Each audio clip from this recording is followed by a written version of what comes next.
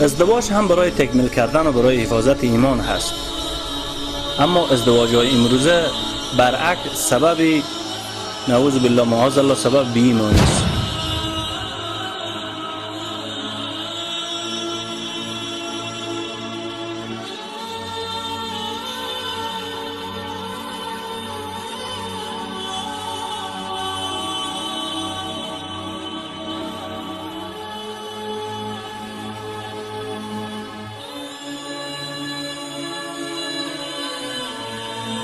موتر گل میزنن بازار به بازار، دید درست نیست.